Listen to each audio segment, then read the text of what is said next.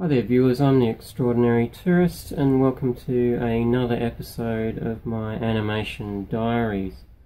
In this episode I'm continuing on from last week, working on my animation called the Infinite Monkey Theorem.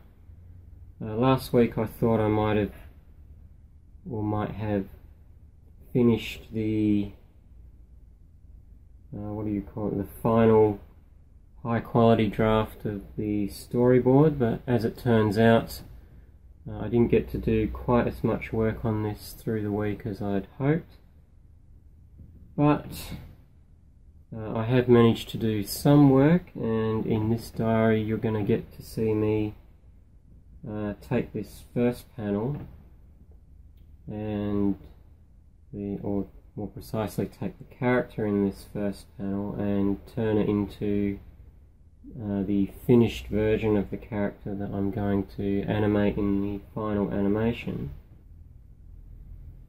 So I won't show you the finished version just yet. We'll go through the process and you'll see the final frame all complete at the end. So let's just get straight into that, shall we? So the first thing I did was brought in my sketch from the storyboard into Clip Studio Paint and adjusted the resolution to be more suited to 1080p, and then I started refining the sketch a little bit more using a symmetrical ruler so that I'd only have to draw one half of the character, and then the other half would automatically get drawn on the other side. And you can see here that I drew the character straight, but tilted the canvas so that his character's head was straight to me, rather than drawing the character's head on an angle and the body in the position that it was. So I did that for a better character rig in the final animation. So you can see here I started to straighten it out again, but then I realized I'd drawn all these outlines on a raster layer and I wanted them on a vector layer, so I had to go back and do all my line work as vectors, because vectors are much easier to edit the lines on. You don't have to erase them or anything. You can just shift points around and select various parts as objects, and they're just a lot easier to work with when making character rigs. So once I'd redrawn all my outlines as vectors, I straightened out the character in the frame and then started sort of making adjustments and putting all my different parts onto individual layers so that when it finally comes to making the character rigs, all the parts will be separated and easier to animate. So this part you can see now is just me working out what bits need to be put onto separate layers, and trying to, once they are on their appropriate layer, adjusting the character's position to match the position that I placed him in the actual storyboard sketch. And I wasn't worrying too much about the bottom of the character, since you only really see the character from the waist up, and the only parts that really need to animate are the head and his arm, and the torso needs to tilt a bit. Once I had the lines all sorted out, I then went through and started doing a few more refinements to the actual vector lines, simplifying them a bit, getting out some of the points, which is what you can see me doing here. Every time I draw that green line, that's selecting an area to remove some of the points from, so that they're a lot easier to work with, because freehand drawing of vector lines tends to create too many points. And then I started adding all my colours in here, and these are done on raster layers.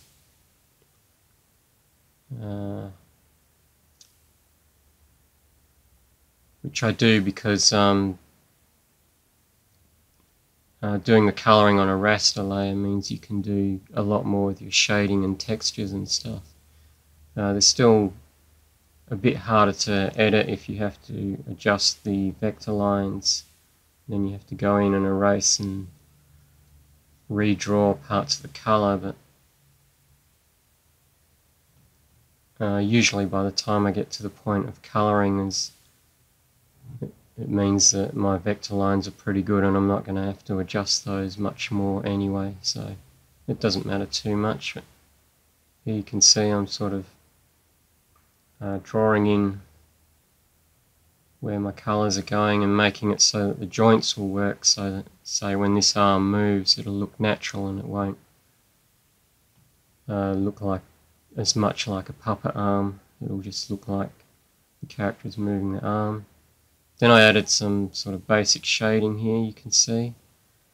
With this particular animation I'm not getting very complex with the shading, it's just sort of flat colours with sort of one level of slightly darker shading on things, and that'll be it.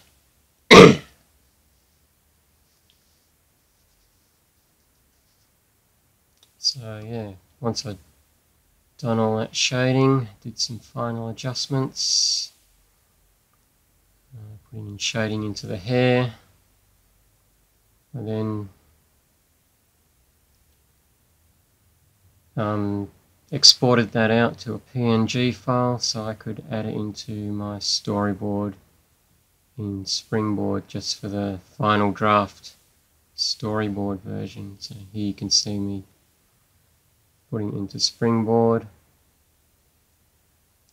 and then adding a layer just in front of it just to hide the bottom half of the character with a white rectangle, so that it would look a lot more like what I had in the sketch. So there you go, that is the complete character in the first frame of the storyboard. You can see there, all inserted in. I'll just quickly show you what it looked like before, just to remind you. That's the before shot, and then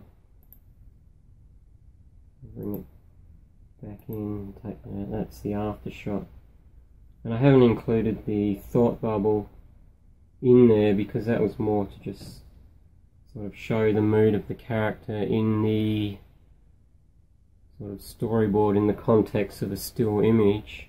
Hopefully in the final animation I can perhaps that thought balloon will translate into something of a frustrated sigh or something along those lines.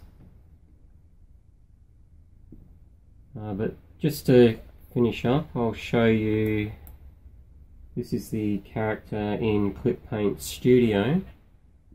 As you can see here, I've got it actually after I filmed the last part of me drawing this. I actually sorted all the body parts out better into folders within Clip Studio Paint so that things would be easier to animate. So now, for example, I've got this left forearm in a folder on its own with the coloured raster layer and the outline which is on a vector layer, and I can just select that part, move the rotation angle, and you can see here I can sort of simulate how that arm is going to move around when I finally give it a sort of bone rigging inside Crazy Talk Animator 3. It gives you some idea, or gives me some idea how that'll work. Same with the head, I can just select the head folder and move the rotation point to the base of the neck, and that gives me some idea of how that head's going to move around once I rig it up in Crazy Talk Animator 3. So there you go, I hope you found this diary entry interesting, and perhaps learnt a bit of something from my own techniques, or got some insight into how I create my own animations. I can't promise this storyboard will be finished next week. I'm hoping it will be, but I've still got my monkeys in panel 2 to create, and I've still got this top-down view of the typewriter, and I've got all the different positions of ready to pose in Crazy Talk Animator 3 to do as well. So it's still quite a bit of work. It is possible to get it done, but with it being sort of the holidays and Christmas coming up, there's a good chance I won't get the time for it, but